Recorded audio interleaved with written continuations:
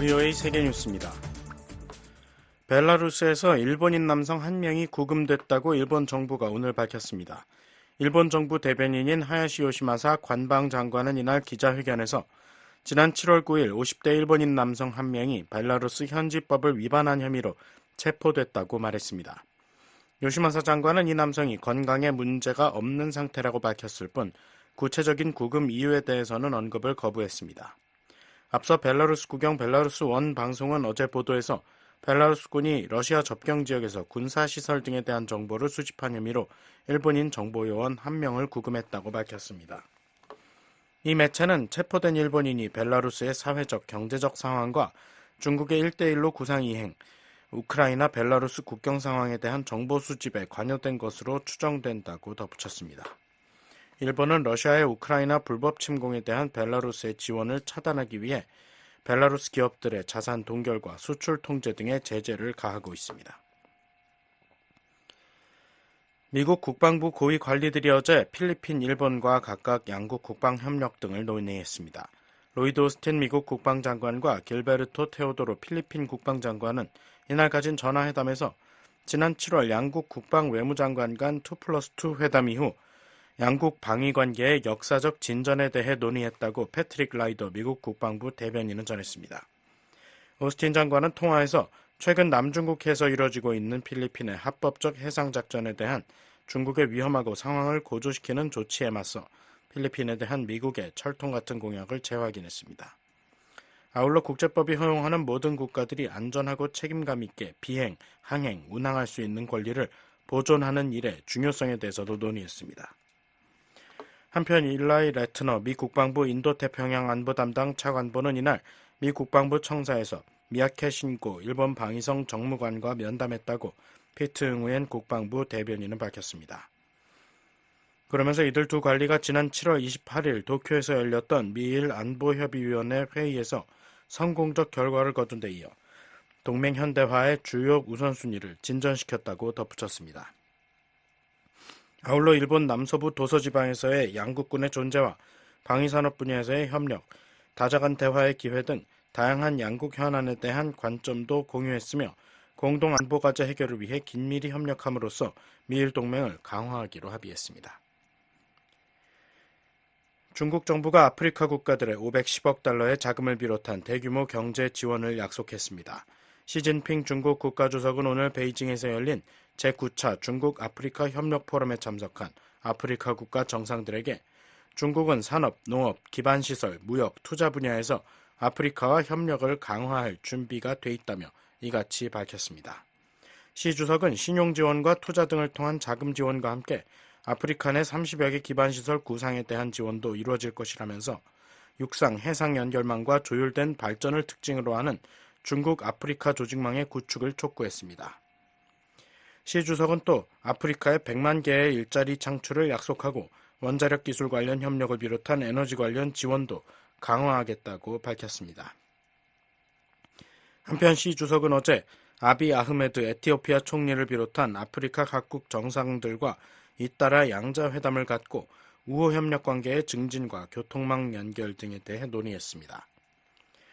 아프리카 50여 개국 정상들이 참석한 가운데 내일까지 이어질 협력 포럼은 3년 단위로 열려왔으며 이번 회의는 신종 코로나 바이러스 대유행 이후 첫 대면 정상회의입니다.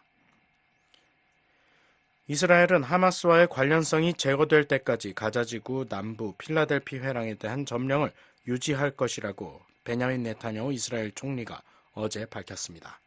네타냐후 총리는 이날 기자회견에서 필라델피 회랑 지역이 하마스의 생명줄로 절대 사용되지 않는다는 보장이 있을 때에만 하마스와의 영구 휴전이 동의할 것이라면서 그 전까지 우리는 이곳에 있을 것이라고 말했습니다. 필라델피 회랑은 가자지구와 이집트 국경 총 14km가량에 연해 있는 지역으로 이스라엘군은 지난 5월 이집트와 통하는 인도주의 관문인 라파 검문소를 포함해 이 지역에 대한 통제권을 확보했습니다.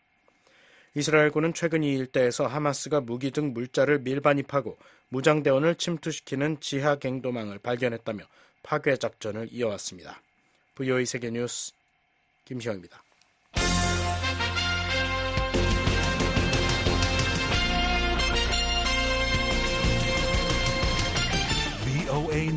today. 여러분 안녕하십니까? 2024년 9월 5일 목요일 VOA 뉴스투데이 2부 시작하겠습니다. 진행의 김현경입니다. 이 시간에 보내드릴 주요 소식입니다. 미국과 한국이 북한의 도발에 대한 강력한 대응 의지를 재확인했습니다. 두 나라는 한국에 대한 미국의 확장 억제 공약이 굳건하다는 점을 재확인하며 북한의 핵 공격이 정권 붕괴로 이어질 것이라고 경고했습니다. 북한이 25일 만에 또다시 한국을 향해 쓰레기 풍선을 날려보냈습니다. 한국 내 민간단체의 대북전단 살포와 대북 확성기 방송에 대한 불만과 함께 윤석열 대통령이 밝힌 8.15 통일 독트린에 대한 반발 성격도 있다는 관측이 나옵니다. 국제 핵실험 반대의 날을 맞아 북한의 핵과 미사일 개발을 규탄하는 목소리가 이어졌습니다. 이후에는 북한이 금세기 유일한 핵실험국이라고 비판했고 유럽연합과 일본 등은 북한의 완전한 비핵화를 촉구했습니다. 내일 북한 날씨는 전지역 구름 많고 한때 비 오는 곳 있겠습니다. 최저기온은 3에서 22도, 최고기온은 21에서 31도 되겠습니다. 바다의 물결, 동해 앞바다 0.5에서 2.5m, 서해 앞바다 0.5에서 2m 일겠습니다. 첫 소식입니다. 미국과 한국이 북한의 도발에 대한 강력한 대응 의지를 재확인했습니다. 두 나라는 한국에 대한 미국의 확장 억제 공약이 굳건하다는 점을 재확인하며 북한의 핵 공격이 정권 붕괴로 이어질 것이라고 경고했습니다. 함지아 기자가 보도합니다.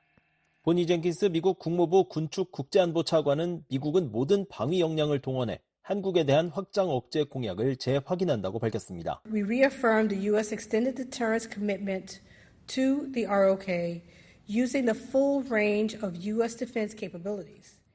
젠킨스 차관은 4일 워싱턴 DC 국무부 청사에서 개최된 제5차 확장 억제 전략협의체 회의 후 기자회견에서 이같이 말하면서 미국이나 동맹국, 파트너들에 대한 북한의 핵 공격은 용납될 수 없으며 이는 그 정권의 종말을 초래할 것이라고 경고했습니다. 이날 회의에는 미국 측에서 젠킨스 차관과 카라 아베크롬비 국방부 정책부 차관 대행이, 한국 측에서는 김홍균 외교부 1차관과 조창래 국방정책실장이 참석했습니다. 젠킨스 차관은 올해 확장 억제 전략협의체 회의는 바이든 대통령과 윤석열 대통령이 지난 2023년 워싱턴 선언에서 확장 억지력 강화를 약속한 이후 이룬 성과를 점검할 좋은 기회였다며 오늘 우리는 동맹에 대한 다양한 외부 도전을 검토하고 내년에도 협력과 협의를 이어가기로 약속했다고 밝혔습니다. This year's EDSCG offered an excellent opportunity to take stock of what we have accomplished since President Biden 특히 북한의 불법적인 화학 생물학 무기 프로그램, 지역 비확산 문제, 그리고 동맹에 대한 허위 정보 대응의 중요성을 논의했다고 설명했습니다. 아베크롬비 국방부 정책부 차관 대행은 오늘 회의에서 북한의 위험하고 무책임한 행동을 논의했다며 핵과 비핵 역량의 확장, 다각화, 개선과 더불어 북한과 러시아 간의 전략적 협력이 유엔 안보리 결의를 위반하고 있다는 점도 지적했다고 말했습니다. Today, we discussed the dangerous and irresponsible behavior of the Democratic People's Republic of Korea, including the ongoing expansion, diversification. 이어 미국은 북한의 불안정한 행동에 대응해 적절한 조치를 취할 것이며 한국에 대한 우리의 공약은 지속적이고 철통 같다고 강조했습니다. 아울러 북한의 핵 공격은 결코 용납되지 않으며 이는 그 정권의 종말을 초래할 것이라고 거듭 경고했습니다. 한국 측 대표단도 이번 회의에서 미국의 확장 억제 공약이 굳건함을 재확인하며 북한이 핵 공격을 감행할 경우 즉각적이고 압도적이며 결정적인 대응에 직면할 것이라고 강조했습니다. 김홍균 차관은 이번 회의에 대해 한반도 안보 상황이 그 어느 때보다 엄중한 시기에 개최됐다며 양국의 확장 억제 강화 노력을 평가했습니다. 북한은 대화의 문을 닫고 자체 계획에 따라 핵 미사일 능력을 계속 고도화하고 있습니다. 전술핵 무기 체계의 대량 생산과 배치를 공언하고 핵 사용 훈련을 실시하는 등 핵 위협을 한층 더 노골화하고 있습니다. 동시에 GPS 신호 교란, 오물 풍선 살포 등 저열한 도발을 통해서 우리 국민뿐 아니라 인근을 항해하는 항공기 선박의 안전에도 실제적 피해를 야기했습니다. 특히 러시아와 북한의 밀착이 인도태평양 지역은 물론 유럽의 안보를 위협하고 있다며 미국과 한국은 북한의 무기 제공 대가로 러시아가 첨단 군사기술 및 부품을 북한에 지원할 가능성과 미 대선을 전후로 북한이 중대 도발을 감행할 가능성도 예의주시하고 있다고 밝혔습니다. 김 차관은 이러한 위협에 대응해 미한 양국이 북한의 위협과 영내 안보 환경을 평가하고 지난 1년 동안 외교, 정보, 군사, 경제 분야에서 확장 억제 노력의 성과와 향후 발전 방안에 대해 협의했다고 말했습니다. 조창래 국방부 정책실장은 이번 회의에서 이전보다 더 다양한 주제가 다뤄졌다고 평가하며 최초로 북핵 위협 상황을 가정한 시나리오 기반 토의를 실시함으로써 실제 적용할 수 있는 다양한 방안을 모색하는 시간을 가졌다고 밝혔습니다. 결론적으로 이번 고위급 EDSG 회의는 북핵 위협 억제를 위한 양국 정부의 의지를 재확인할 수 있었고 한미 공조 방안에 대해 진솔하고 실질적인 대화를 나눌 수 있었던 뜻깊은 시간이었습니다. 오늘 회의를 통해 확장 억제에 대한 양국 간 확고한 신뢰와 이해를 토대로 한미 일체형 확장 억제 체계가 더욱 단단해졌다고 평가합니다. 한편 이날 미국 대표단은 한반도 전술핵 재배치와 한국 내 핵무장 여론에 대한 BOE의 질의에 한국에 대한 확고한 방위 공약을 거듭 강조했습니다.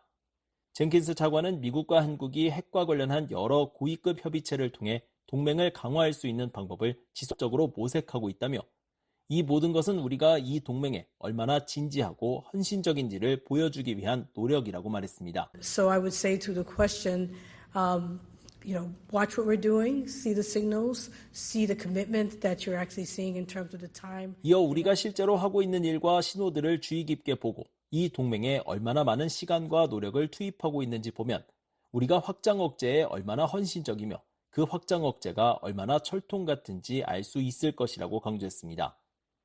아베크로비 부차관 대행은 미국이 인도태평양 지역에 전략폭격기 등 전략자산을 전개한 사례를 언급하며 미국의 안보 공약이 절대적으로 확고하다는 점을 강조했습니다. 그러면서 한국 정부가 이에 대해 전적인 신뢰를 보내고 있다는 사실도 상기시켰습니다. In the Washington Declaration that our presidents issued last year, the ROK affirmed their full confidence in U.S. extended deterrence commitments. 지난해 양국 대통령이 발표한 워싱턴 선언에서 한국 정부는 미국의 확장 억제 공약에 대한 전폭적인 신뢰를 재확인했으며 핵 확산 금지 조약 NPT의 의무를 준수하는 가운데 미국의 핵 억지력에 지속적으로 의존하는 것의 중요성과 필요성, 그리고 그 혜택을 분명히 인식했다는 설명입니다. 김홍균 차관도 미국의 이 같은 입장을 확인했습니다. 한국 정부가 여러 차례 밝힌 바 있듯이 우리는 국제사회 책임 있는 국가로서 NPT상의 의무를 확실히 준수해 나갈 것이고 북한에 점증하는 핵 미사일 위협에 대응하는 가장 최적의 방안은 확장 억제를 강화하는 것이 맞다고 저희는 생각을 하고 있습니다. 그러면서 전술핵 재배치를 포함한 핵무장은 현재로서는 한국 정부의 입장이 아니다라고 김 차관은 말했습니다. 미한 확장 억제 전략협의체는 미국과 한국의 외교 국방 당국이 2+2 형태로 확장 억제의 실효적 운용 방안을 논의하는 차관급 협의체입니다. 한국의 문재인 전임 정부 시절 중단됐다가 2022년 약 4년 8개월 만에 재개된 이후 매년 열리고 있습니다. 두 나라는 이 협의체와 별도로 지난해부터 미한 핵협의그룹 NCG를 운용 중입니다. 젠킨스 차관은 이날 모두 발언에서 NCG는 핵과 전략 계획에 대한 동맹의 노력 기반을 구축하는 데 중점을 두지만 확장 억제 전략협의체는 외교와 국방 당국자들이 모든 국력 요소를 통해 공동 안보에 대한 북한의 위협을 어떻게 관리하고 영내에서 보다 광범위하게 역량을 증진하는지에 초점을 맞추고 있다고 설명했습니다. 앞서 조셉 디트라니 전 미국 육자회담 차석 대표는 지난달 30일 BOA와의 전화통화에서 이번 협의체 회의가 상징적으로 미국의 핵 확장 억제 공약이 살아있고 이 협의체를 통해 그 공약을 이행하고 있다는 것을 보여준다고 평가했습니다. 또한 미국 대통령 선거를 앞두고 있다는 점도 이번 회의가 중요한 이유라며 누가 당선되든 한국과 일본과의 동맹이라는 이 요소가 매우 중요하고 거기에는 변화가 없을 것이라는 강력한 메시지가 될 것이기 때문이라고 진단했습니다. 앞서 미국과 한국이 제3차 고위급 확장 억제 전략협의체 회의에서 미국의 전략자산 한반도 전개에 합의한 것과 관련해 북한은 선전 매체들을 동원해 위험천만한 도발적 망동이라고 비난한 바 있습니다. 이런 가운데 미국과 한국은 이날 공동 언론 발표문을 통해 이번 회의는 2023년 4월 워싱턴 선언 발표 이후 확장 억제 강화를 위한 동맹의 중요한 노력을 진전시켰다고 밝혔습니다. 이어 이번 회의에서 참석자들은 관련 유엔 안보리 결의를 위반하는 북한의 계속되는 미사일 발사 및 대량 살상 무기, 탄도미사일 프로그램의 지속적인 추구 등 위험하고 무책임한 행동에 대한 평가를 공유했다면서 최근 비무장지대 인근에서의 북한의 무모하고 위험한 행동들이 한반도 내 의도치 않은 긴장 고조의 위험을 높일 수 있다는 우려도 공유했다고 말했습니다. 또한 무기 거래를 포함한 북러 군사 협력을 규탄하는 한편 러시아가 북한에 무엇을 제공하는지 면밀하게 주시하기로 했다고 강조했습니다. 이어 양측은 안보 환경의 악화 속에 정책 기획과 공조를 강화하기 위해 확장 억제 전략협의체에서 처음으로 시나리오 기반 토의를 실시했다고 전했습니다. VOA 뉴스 함지아입니다. 커트 캠벨 미국 국무부 부장관이 김홍균 한국 외교부 1차관을 만나 미한 동맹에 대한 미국의 철통 같은 공약을 재확인했다고 국무부가 4일 밝혔습니다. 국무부는 이날 보도자료를 통해 캠벨 부장관이 3일 확장 억제 전략협의체 EDSCG 제5차 회의 공동대표 자격으로 워싱턴을 방문한 김 차관을 만났다고 밝혔습니다. 보도자료에 따르면 캠벨 부장관은 김 차관의 워싱턴 방문을 환영하며 한국과의 동맹에 대한 미국의 철통 같은 공약을 재확인했습니다. 두 사람은 또 공동의 가치와 개방적이고 번영하며 안전한 세계를 위한 공동의 지원, 북한의 도발과 북한과 러시아의 군사협력 등 공통의 위협에 대처하기 위한 협력의 중요성에 대해 논의했습니다.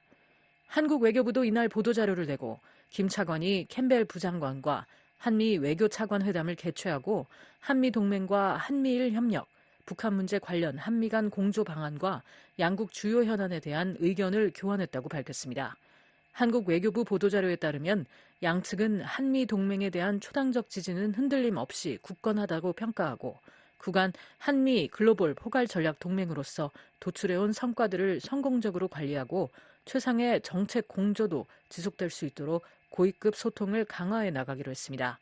양측은 또 북한의 도발과 북러 군사협력 등에 대해 긴밀히 공조해 나가기로 했습니다. 아울러 김 차관은 자유롭고 평화로운 한반도 목표를 담은 8.15 독트린을 설명했고 이에 캠벨 부장관은 북한과 진지하고 지속적인 외교의 길을 열려는 윤석열 대통령의 목표에 대한 미 측의 지지를 재확인했습니다.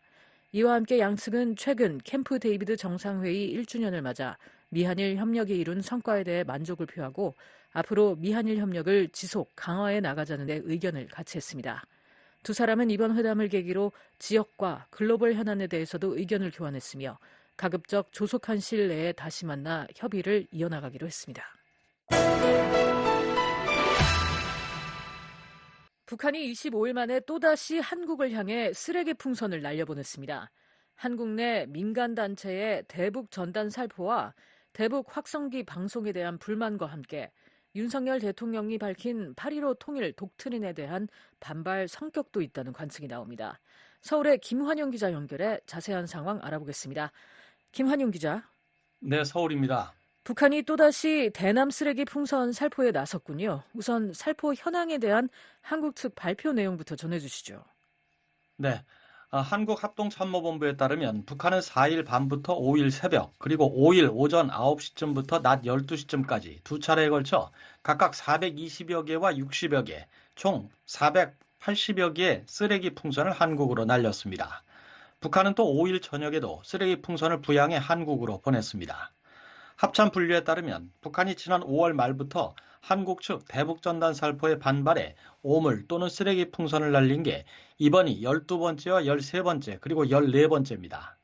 또 북한의 대남 쓰레기 풍선 살포는 지난달 10일 이후 25일 만입니다. 합참은 서울 지역 30여 개와 경기도 북부 지역 70여 개 등 100여 개의 낙하물이 확인됐다며 확인된 풍선의 내용물은 종이류와 플라스틱 병 등 쓰레기로 분석 결과 안전에 위해되는 물질은 없었다고 설명했습니다. 네, 북한이 5일 낮까지 살포한 480여 개 가운데 100여 개만 한국에 낙하했다면 그리 효율적인 결과는 아니었던 것 같은데 이에 대해서는 분석이 나오고 있습니까?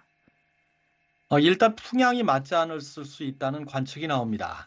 북한은 황해도 등 서쪽 지방에서 주로 서울을 겨냥해 풍선을 띄우는데 4일은 동풍 위주의 바람이 분 것으로 전해졌습니다. 이창현 합참 공보차장은 정례 브리핑에서 초기 평가 결과 북한이 좀 급하게 풍선을 띄운 동향이 있을 가능성을 두고 분석하고 있다고 말했습니다. 이와 관련해 한국 내 민간연구기관인 아산정책연구원 양옥 박사는 북한이 압록강 위역 대규모 수해로 민심이 불안한 상황에서 김정은 국무위원장을 비난하는 내용의 한국 민간단체들의 대북전단 살포에 민감하게 대응한 것으로 분석했습니다.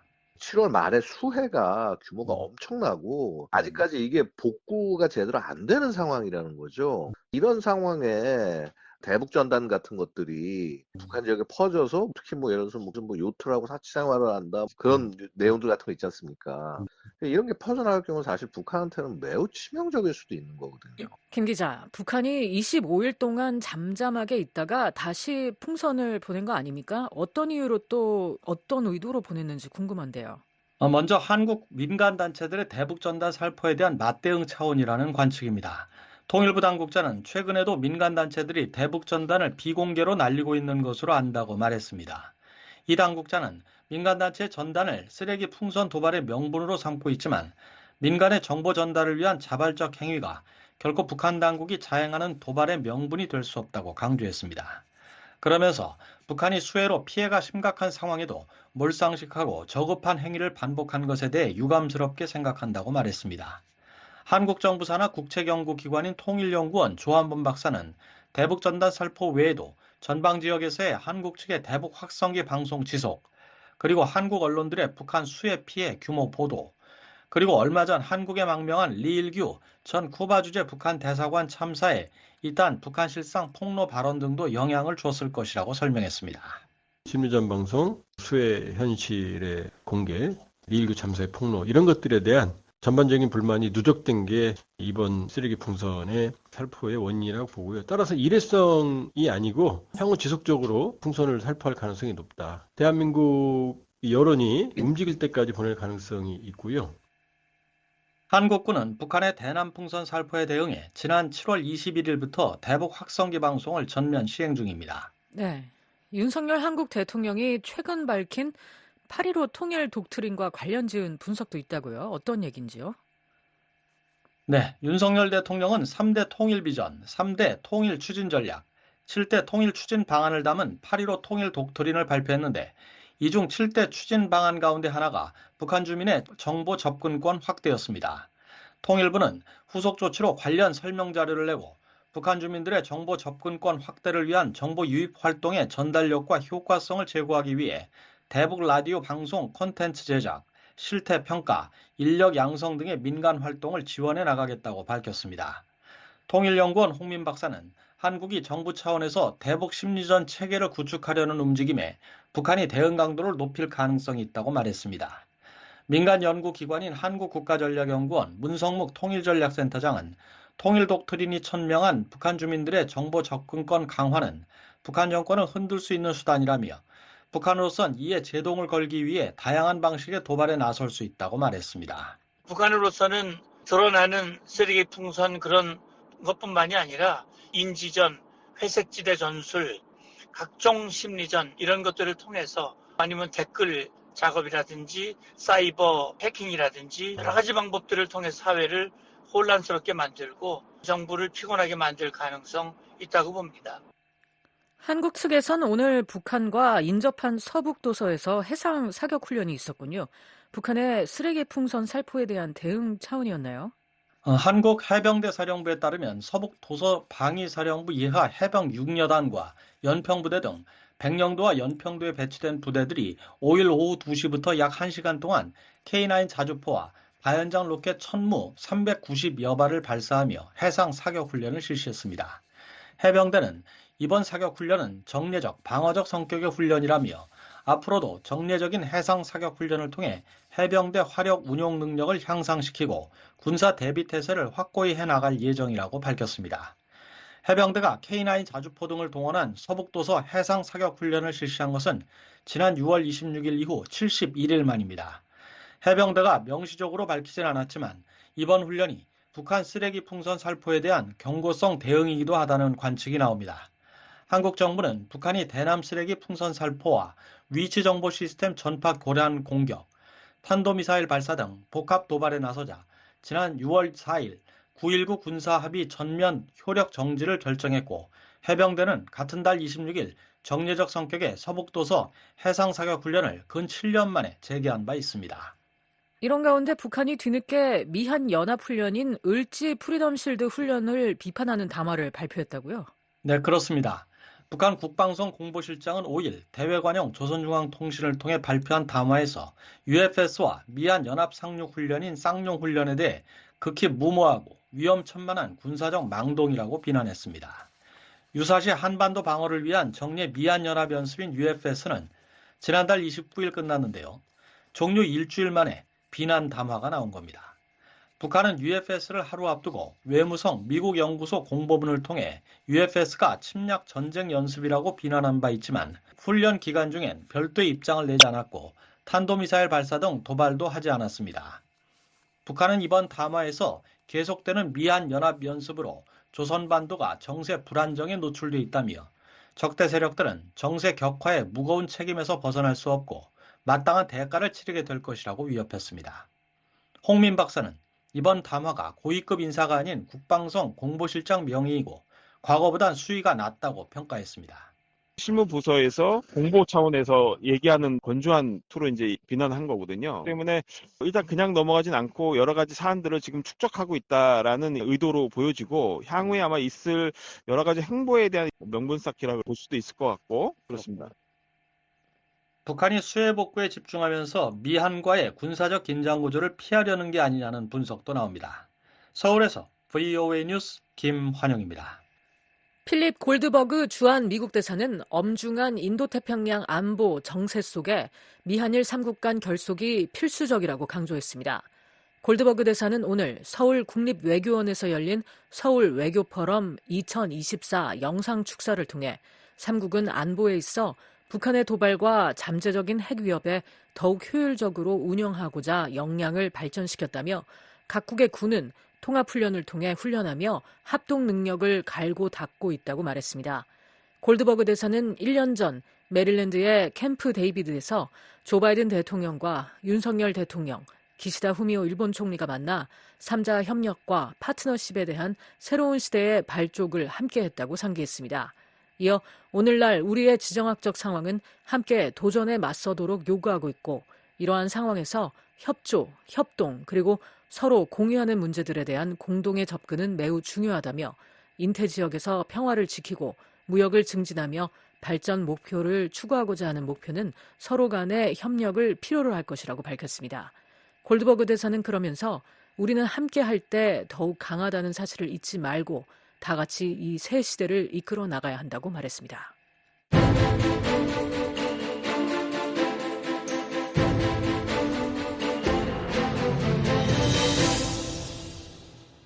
미국의 아시아 전문가들은 퇴임을 앞둔 기시다 후미오 일본 총리의 방안이 한일 관계의 지속적인 개선과 미한일 삼각협력 강화를 위한 중요한 메시지라고 평가했습니다. 특히 후임 총리에게 이 협력 기반을 유지하고 발전시킬 것을 강조하는 동시에 한일 양국이 동북아 안보 위기 시 유기적으로 협력할 수 있는 체계를 마련하려는 노력으로 해석했습니다. 조은정 기자가 취재했습니다. 케네스 와인스타인 허드슨 연구소 일본 석좌는 퇴임을 3주 앞두고 이루어지는 기시다 후미오 일본 총리의 방안을 차기 총리에 대한 메시지로 진단했습니다. 와인스타인 석좌는 3일 VOA에 보낸 이메일에서 기시다 총리는 한일 관계 개선을 자신이 남긴 유산의 핵심이자 일본의 외교와 안보 정책의 핵심으로 보고 있다며 후임자에게 이러한 토대 위에 진전을 이어가라는 강력한 신호라고 말했습니다. 이어 기시다 총리와 윤석열 대통령은 협력을 제도화해 향후 양국 정부의 DNA에 깊이 뿌리내리게 하기를 원한다고 설명했습니다. 쉴라 스미스 미 외교협회 선임연구원은 3일 VOA와 전화통화에서 기시다 총리가 임기 마지막 몇 주 동안 이 문제를 우선순위로 삼고 있는 것이 인상적이라며 윤 대통령과의 정상외교에 개인적으로 많은 관심을 기울이고 있는 것 같다고 말했습니다.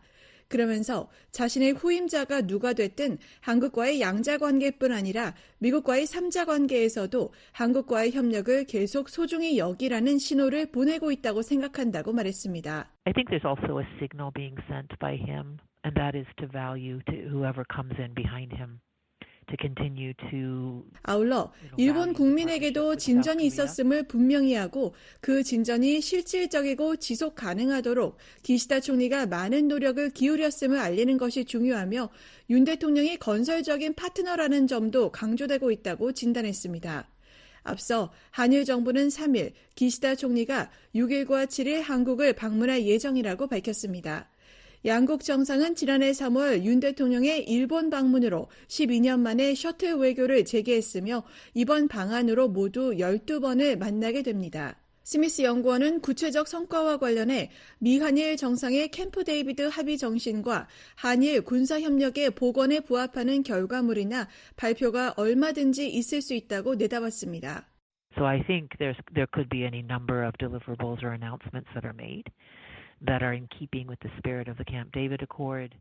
그러면서 이는 모두 매우 중요한 단계이며 한일 양국이 이번 회의에서 무엇을 하든 그것은 동북아에서 위기가 발생할 경우 양국이 유기적으로 협력하고 명확하게 조율된 방식으로 위기 관리에 기여하도록 하는 데 중요한 역할을 할 것이라고 전망했습니다.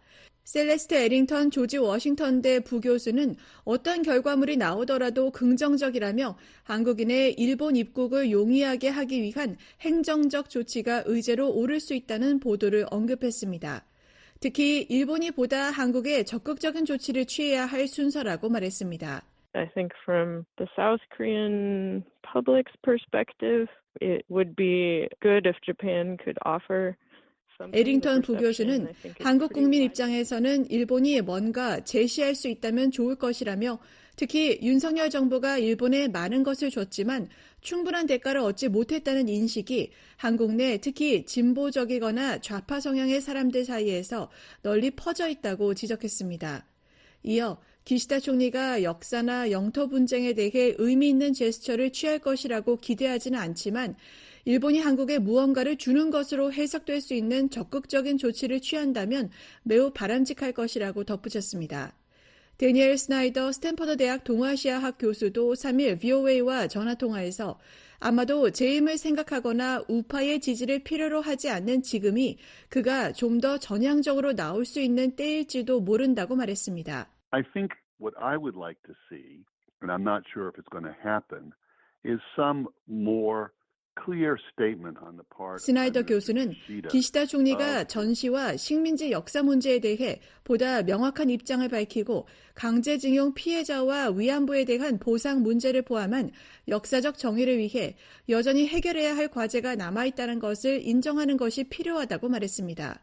그러면서 한국인들은 이와 관련해 한국이 대부분의 어려운 일을 감당해왔고 일본 측의 노력은 매우 미흡했다고 느낀다고 설명했습니다.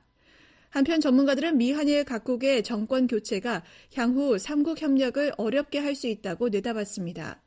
와인스타인 석좌는 미래에 한국에서 좌파 성향의 정부가 들어서면 한일 간의 뛰어난 협력과 한미일 3자 협력이 무너질 가능성에 대해 깊이 우려한다며 앞으로 일본의 총리들과 미국의 대통령들이 3자 협력을 지속적으로 강화하는 역할을 맡아야 하며 세 나라의 기업들도 그 협력에 기여해야 할 것이라고 강조했습니다. 이성윤 우드로 윌슨 센터 연구원도 이날 VOA와 전화통화에서 한국의 좌파 지도자가 반일 감정을 부추기면 지지율 급등 효과를 얻는다며 그 불행한 시나리오가 미래에 완전히 배제될 수는 없다고 말했습니다. So that's the effect that fanning the flames of anti-Japanese sentiment has if you are a leftist South Korean leader. 이 연구원은 미일 동맹이 미한 관계보다 훨씬 더 안정적이며 물론 완벽하지는 않지만 신경 써야 할 변수들이 상대적으로 적다는 것을 우리는 알고 있다고 말했습니다. 그러면서 바이든 정부는 호주와 뉴질랜드를 포함한 영내 다른 파트너와 동맹국들과의 다자 협력, 심지어 군사 훈련까지 크게 확대해왔다며 만일 미래의 한국이 자가 고립적인 방식으로 행동하게 된다면 그것은 한국의 이익에 부합하지 않을 것이라고 지적했습니다. 한편 스나이더 교수는 진보 성향의 정부는 윤 대통령의 보수 정부보다 일본에 양보하는 데 덜 적극적이고 그럴 의지도 적을 것이라는 점은 분명하다고 설명했습니다. But there's no question that a progressive government is going to be less eager and frankly less willing to make concessions. 다만 한국이 협력하지 않을 것이다. 기존 합의를 뒤집을 것이다. 이 합의들은 지속되지 않을 것이다 라는 예상은 일본 측에서 자신들이 해야 할 일을 하지 않기 위한 하나의 변명으로 사용되는 경우도 있다고 지적했습니다. 스미스 연구원은 미한일 정치 지도자들은 자국민이 삼국 협력의 이점을 충분히 인식하도록 계속 노력해야 한다고 말했습니다. 또 세 나라 모두 민주주의 국가들이기에 당연히 정치에 대해 생각해야 하지만 각국의 전략적 이익에 대해서도 생각해야 한다며 기시다 총리와 윤 대통령이 바로 그 전략적 가치를 다시 강조할 것이라고 말했습니다. 에링턴 부교수는 미국이 일본과 한국이라는 두 핵심 동맹국과의 3자 협력과 소통을 지속적으로 촉진하고 특히 워싱턴에서 새 행정부로의 전환을 앞둔 지금 미국의 정책에 대해 명확하고 열린 대화를 유지하는 것이 중요하다고 강조했습니다. VOA 뉴스 조은정입니다. 국제 핵실험 반대의 날을 맞아 북한의 핵과 미사일 개발을 규탄하는 목소리가 이어졌습니다.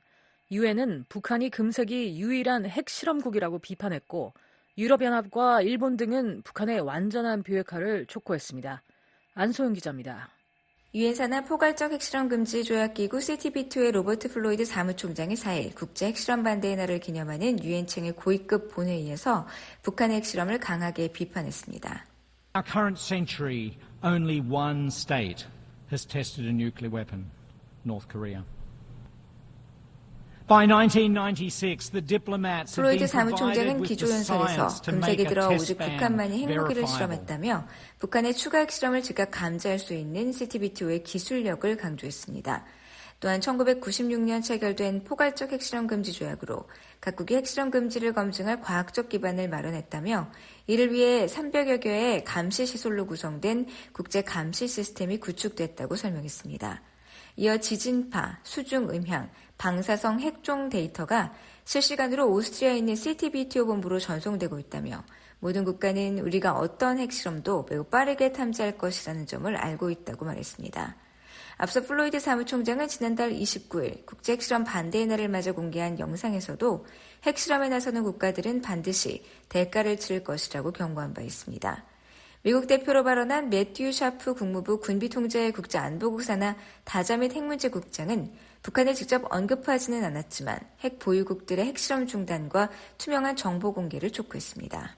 We recently welcomed international diplomats to Sandia National Laboratories in Albuquerque, New Mexico, and to the Nevada National Security Site. 샤프 국장은 미국이 과거 핵무기 실험 장소였던 네바다주 핵실험장에 각국 외교관들을 초청해 투명성을 확보한 사례를 강조하며 다른 핵보유국들도 유사한 투명성을 확보하고 핵실험장에서의 활동에 대한 우려와 의문을 해소할 것을 촉구했습니다. 또한 모든 국가는 법적 구속력이 있는 핵실험 금지 목표에 전념해야 한다고 강조했습니다. 이날 회의에서 유럽연합 대표는 북한의 완전하고 검증 가능하며 되돌릴 수 없는 비핵화 달성을 위해 최선을 다할 것이라고 밝혔습니다. The DPRK to abandon its existing nuclear weapons programs, as well as programs to build delivery systems and other weapons of 이유 mass 대표는 destruction. 북한이 유엔 안보리 결의에 따른 의무를 준수하고 핵무기와 탄도미사일 실험을 자제하라고 촉구했습니다. 또한 북한이 기존의 핵무기 프로그램과 운반 시스템, 기타 대량 살상 무기 프로그램을 완전하고 검증 가능하며 되돌릴 수 없는 방식으로 포기해야 한다고 덧붙였습니다. 또한 어떠한 핵실험에도 신속하고 단합된 국제적 대응으로 맞서야 한다고 강조했습니다. 일본의 야마자키 키즈유키 주엔 대사는 국제사회가 북한의 추가 핵실험을 용납하지 않을 것이라고 경고했습니다. 야마자키 대사는 북한이 2006년 이후 감행한 6차례의 핵실험이 CTBT의 목적을 훼손했다며 북한의 완전하고 검증 가능하며 되돌릴 수 없는 방식으로 핵무기와 탄도미사일 프로그램을 폐기할 것을 촉구했습니다. 그러면서 북한이 CTBT에 서명하고 비준할 것을 강하게 요구했습니다.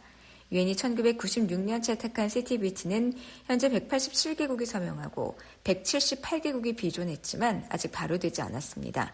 CTBT가 발효되려면 핵기술 보유국 44개국이 모두 서명 및 비준해야 하는데 북한, 인도, 파키스탄은 서명조차 하지 않고 있습니다.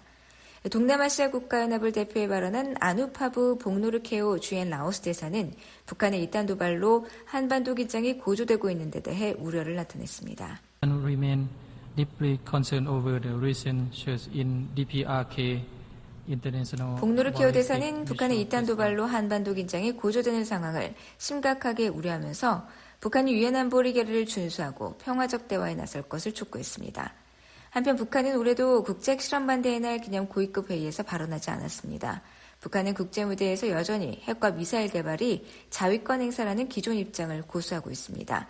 주영철 제네바 주재 북한 참사관은 지난 2월 유엔 본부에서 열린 군축회의에서 공화국의 국방력 강화 조치는 유엔 헌장과 국제법에 전적으로 부합하는 정당한 자위권 행사라며 모든 조치가 미국과 동맹국들의 위협에 대한 대응이라고 주장했습니다.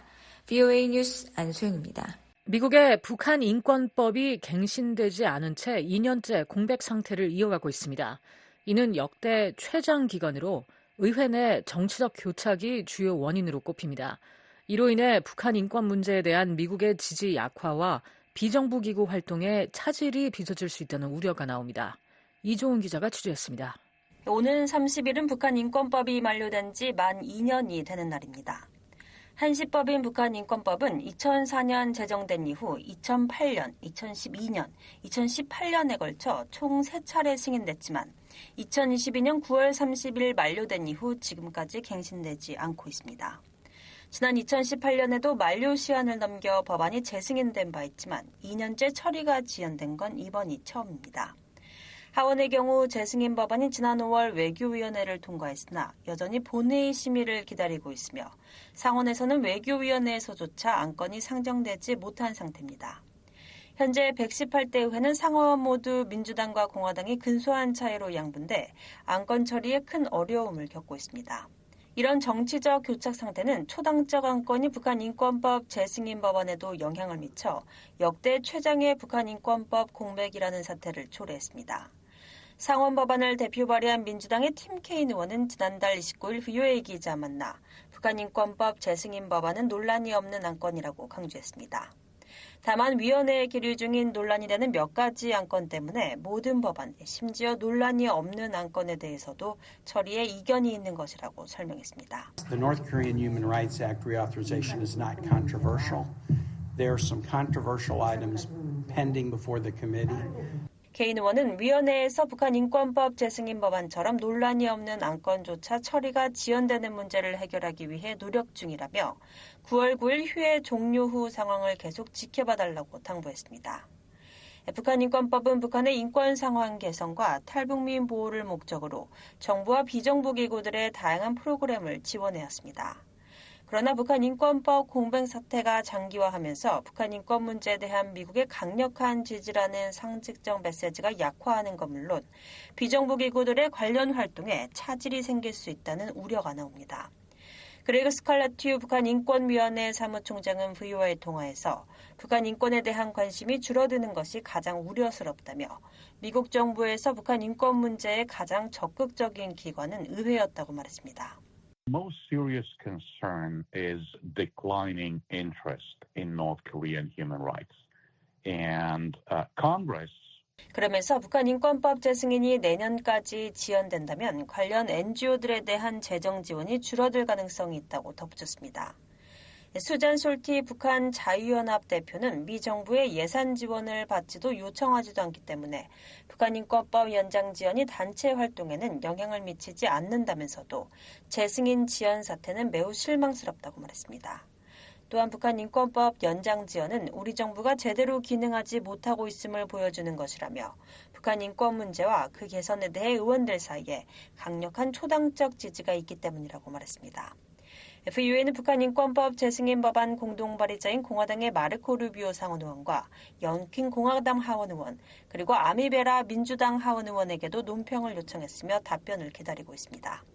앞서 김 의원은 VOA에 북한 인권법 재승인 법안은 탈북민들이 어디에 정착하든 그들의 목소리를 전달할 수 있도록 대북 방송에 대한 자금을 제공한다며 법안의 조속한 통과를 촉구한 바 있습니다. Well, pass the North Korea Human Rights Reauthorization Act. 김 의원은 그들의 목소리를 통해 북한 주민들에게 자유세계의 삶이 어떤 것인지 알려야 한다고 강조했습니다. VOA 뉴스 이조은입니다. 북한 해커들이 암호화폐 업계를 대상으로 한 공격을 강화하고 있다고 미국 연방수사국 FBI가 경고했습니다. 이들은 일자리 제한이나 투자 기회를 미끼로 악성 소프트웨어를 유포해 암호화폐를 탈취하려고 한다는 지적입니다. 전문가들은 북한의 해킹 기술이 세계 최고 수준에 이르렀다고 평가하고 있습니다. 안준호 기자가 보도합니다. 미국 연방수사국 FBI는 3일 발표한 경고문에서 북한이 탈중앙화 금융, 암호화폐와 이와 유사한 산업 종사자들을 노리고 악성 소프트웨어를 배포하고 암호화폐를 훔치려고 하고 있다고 밝혔습니다. FBI에 따르면 북한의 악성 사이버 행위자들 즉 해커들은 지난 몇 달간 암호화폐 상장지수 펀드, ETF나 기타 암호화폐 관련 기업을 표적으로 삼고 해당 기업 직원들에게 접근해 새로운 일자리나 기업 투자를 제안하는 등의 방식으로 접근했습니다. 유창한 영어와 암호화폐에 대한 기술적 지식으로 무장한 해커들은 잠재적 피해자와 오랫동안 대화를 나누며 친밀감을 형성하고 채용 담당자나 유명 인사를 사칭하기도 했습니다. 이런 방식으로 악성 소프트웨어를 다운로드하게 유도한 뒤 암호화폐 탈취를 시도한다는 겁니다.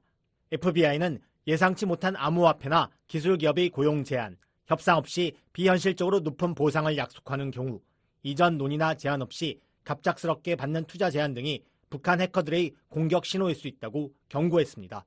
또한 피해를 예방하기 위해 독창적인 신원 확인 절차를 개발하고 암호화폐 지갑의 로그인 정보나 비밀번호를 인터넷에 연결된 장치에 저장하지 말라고 권고했습니다. 공격을 받았다고 의심되면 즉시 장치를 인터넷에서 분리하는 등의 대응 조치를 취하라고도 조언했습니다. 이와 관련해 미국 암호화폐 분석 정보업체 TRM랩스의 닉 칼슨 분석관은 이날 BOA와의 전화통화에서 북한은 암호화폐 절도 기술에 있어서 세계 최고 수준이라며 북한은 이런 일을 하는 유일한 국가라고 말했습니다. 칼슨 분석관은 FBI에서 대북 사이버 제재를 담당했었습니다. 칼슨 분석관은 북한 해커들은 미국과 한국의 방어 노력보다 앞서가고 있다며 체포나 범죄인 인도에 대한 두려움이 없기 때문에 다른 많은 해킹 그룹과 다르게 행동한다고 지적했습니다. 일반 해커는 돈을 벌기 위해 해킹하지만 북한 해커들은 국가 요원으로서 활동하기 때문에 평양이나 중국에 있는 한 체포나 범죄인 인도에 대한 걱정 없이 훨씬 더 무모하고 공격적이란 설명입니다. They do things differently than a lot of other hacking groups because they don't have fear of arrest or extradition, but they are world leaders. 이어 북한 해커들은 암호화폐 회사 직원들을 표적으로 삼아 정보를 수집하고 이를 바탕으로 공격에 사용할 악성 소프트웨어를 개발하는 데 있어 세계 최고 수준이라고 덧붙였습니다. 칼슨 분석관은 중국이 북한의 암호화폐 탈취를 방조하고 있다고 비판했습니다. 그는 중국의 화폐 세탁업자들이 없다면 북한은 훔친 암호화폐를 사용 가능한 법정화폐로 바꿀 수 없다며 중국 정부는 이를 단속하는 데 거의 아무런 조치를 취하지 않는 것 같다고 지적했습니다. 그러면서 이런 범죄를 막으려면 교육이 정말 중요하다면서 암호화폐 업계 종사자들은 누구나 자신이 표적이 될 수 있다는 사실을 인식해야 한다고 강조했습니다. I mean, so education is really important, right? Everybody in the cryptocurrency industry needs to know that they are targets. The North Koreans don't care who you are, they don't care where you are. 북한 해커들은 공격 대상이 누구인지 어디에 있든지 상관하지 않고 중국인이든 러시아인이든 해킹한다는 겁니다. 칼슨 분석관은 암호화폐 절도를 막으려면 암호화폐 산업에 종사하는 모든 사람들은 항상 북한 해커들이 자신을 노리고 있다는 사실을 명심해야 한다고 거듭 강조했습니다. BOA 뉴스 안준호입니다. 캐나다 정부가 인도태평양 전략 강화를 위한 새로운 참여 증진 정책을 발표했습니다. 한국, 일본 등 인도태평양 국가들과의 관계 강화를 목표로 기관 간 협력과 연구에 기금을 지원한다는 계획을 담았습니다. 조상진 기자가 보도합니다. 캐나다 정부는 4일 인도태평양 지역과의 연구 및 관계 강화를 위해 재정 지원을 포함한 인도태평양 참여 이니셔티브를 공식 출범했습니다. 캐나다 외무부는 보도자료를 통해 IPEI가 캐나다 국민과 인도태평양 지역 파트너를 연결하는 데 목적이 있다면서 캐나다의 지역 내 참여를 확대하고 전략적 파트너십을 구축하는 역량을 강화하는 것이 목표라고 설명했습니다. 특히 캐나다 외무부는 인도태평양 참여 이니셔티브 활성화를 위해 인도태평양 지역 연결성 프로그램을 시행해 캐나다와 인도태평양 지역의 다양한 단체 간 협력을 촉진할 것이라고 밝혔습니다. 캐나다에 기반을 둔 비정부 기구, 교육, 연구기관, 시민사회 단체들이 주요 수혜 대상이며 이들 단체는 인도태평양 지역 파트너와 협력하는 프로젝트에 대해 재정 지원을 받을 수 있습니다. 해당 지원을 통해 자격을 갖춘 캐나다 단체와 인도태평양 지역 단체는 회의, 토론, 문화행사, 교육 및 연구활동 등에 필요한 경비를 프로젝트 기금에서 충당할 수 있게 됩니다. 또한 인도태평양 장학금 및 펠로우십 프로그램을 통해 캐나다 연구자들의 해외 유학을 지원하고 인도태평양 관련 연구와 전문 지식 개발을 촉진해 캐나다와 영내 기관 간의 연계를 강화할 것이라고 발표했습니다. 캐나다 외무부는 이 프로그램이 캐나다의 인도태평양 전략 관련 역량을 크게 강화하고 연구와 교육에 전념하는 기관들 간의 협력을 증진하며 새로운 연구 프로젝트를 지원하고 캐나다의 학문 및 연구 지식 기반을 확장할 것이라고 강조했습니다. 한편 캐나다 정부는 이번 발표에서 북한과 미얀마에서의 활동에 대한 자금 지원은 여행 자제 권고에 따라 제한되며 중국과 협력하는 단체들에 대한 자금 지원도 제공하지 않을 것이라고 명확히 밝혔습니다. 캐나다는 이미 2022년에 인도태평양 전략을 발표하며 향후 10년간 중국과 북한을 포함한 영내 위협에 대응하고 한국과 일본 등 주요 파트너 국가들과의 경제 안보 협력을 강화하겠다는 의지를 밝힌 바 있습니다. 특히 캐나다는 북한의 잦은 미사일 시험을 지적하며 한국과의 협력을 통해 한반도 평화와 안정을 수호하고 북한의 해상 제재 위반을 감시하는 네온 작전을 지속적으로 운영할 것이라고 강조했습니다. 또 한국, 일본과 협력해 광물, 수소, 청정에너지 분야의 협력을 강화하고 공급망 안정성을 확보할 계획이라고 밝혔었습니다. 2004년부터 2007년까지 주한 캐나다 대사와 북한 대사를 겸임한 마리우스 그리니우스 전 대사는 4일 BOA와의 전화통화에서 이번 재정 지원 프로그램이 캐나다의 인도태평양 지역 내 관계와 참여를 크게 증진할 것이라고 평가했습니다. Having this strategic plan, it's very important to come up with a 그리니우스 전 serious 대사는 detailed 전략 action 계획을 세운 후 이를 실행할 구체적인 행동 계획을 마련하는 것이 중요하다면서 이번 조치가 캐나다의 인도태평양 전략을 실질적 행동으로 옮기려는 중요한 단계임을 설명했습니다. 또한 이 프로그램이 캐나다와 인도태평양 지역 간 협력을 한층 더 강화할 것이라고 덧붙였습니다. I would say coordinating their strategies in the bigger context of the idea. 그리니우스 전 대사는 아시아 태평양뿐만 아니라 인도양 주변 지역 전체를 포함하는 더 큰 맥락에서 전략을 조율하는 것이 중요하다면서 따라서 이번 조치는 올바른 방향으로 나아가고 있으며 매우 중요한 단계라고 평가했습니다. BOA 뉴스 조상진입니다.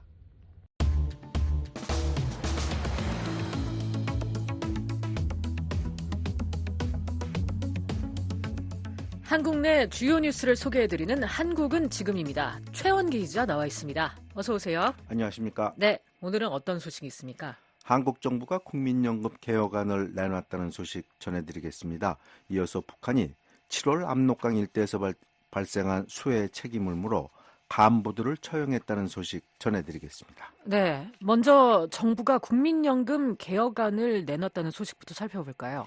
네, 한국 정부가 4일 국민연금 개혁안을 내놨습니다. 보건복지부는 국민연금심의위원회를 열어 보험료를 9%에서 13%로 올리는 개혁안을 발표했습니다. 정부가 연금 개혁안을 낸 것은 2003년 이후 21년 만입니다. 네, 방송을 들으시는 북한 청취자들은 국민연금이 생소할 수 있으니까 연금이 뭔지 좀 쉽게 설명해 주시죠. 네, 국민연금이랑 소득이 있을 때 매달 월급에서 얼마씩 떼서 보험료를 냈다가 나이가 들어 직장을 관뒀을 때 연금으로부터 매달 돈을 받는 사회보장 제도입니다.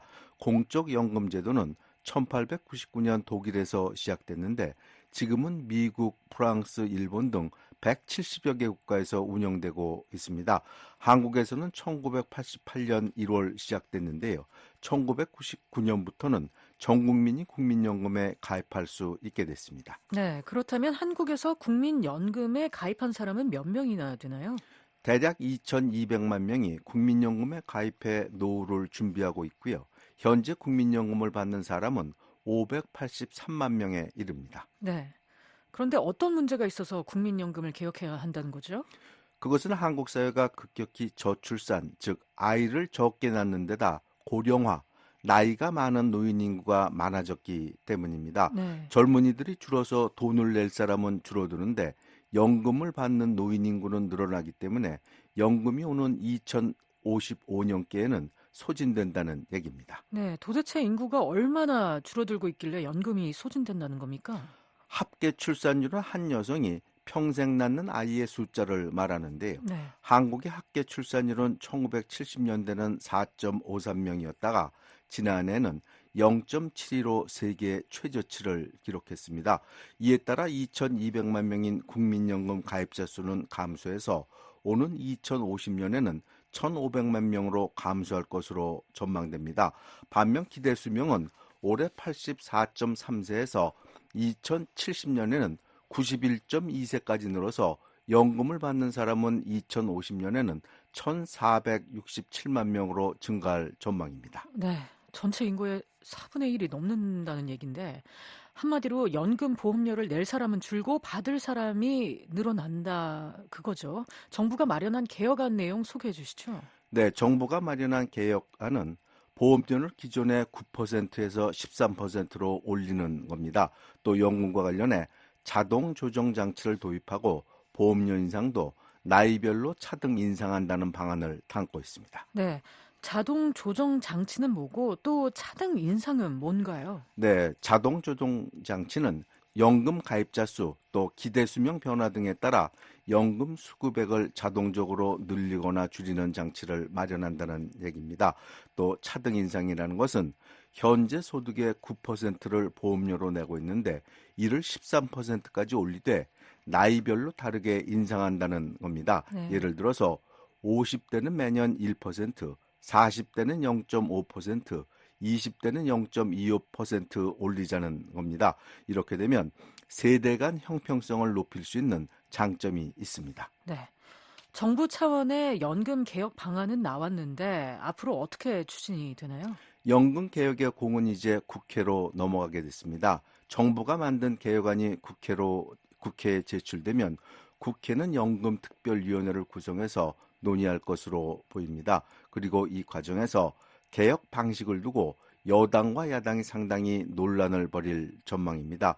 대다수 국민들은 내년까지는 연금 개혁이 마무리되기를 바라지만 쉽지 않을 전망입니다. 네, 다음 소식 가보겠습니다. 북한 자강도 수해와 관련된 소식은 전에도 전해드린 바가 있는데 북한 당국이 압록강 일대에 발생한 수해에 책임을 물어서 간부들을 처형했다고요?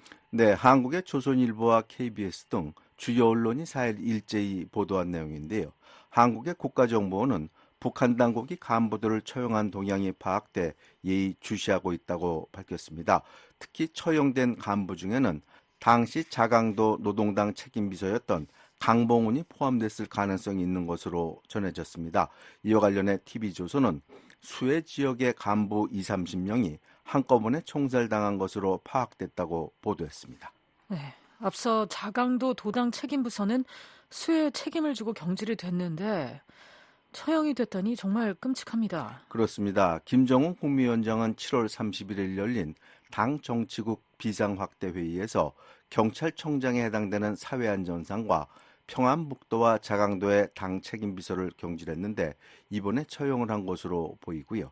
이는 또 북한 내부 민심이 그만큼 흉흉하다는 얘기로 읽혀지고 있습니다. 수해에 책임을 묻는다면 김정은 위원장 책임이 더 클 것 같은데요. 그렇게 볼 수 있습니다. 과거부터 압록강 일대는 상습 홍수 침수 지역입니다. 그래서 중국은 단둥 쪽에 홍수 방지 방벽을 2.5m로 높이 쌓았다고 합니다. 반면 북한은 아무런 대책을 세우지 못해 이번에 큰 피해를 입은 겁니다.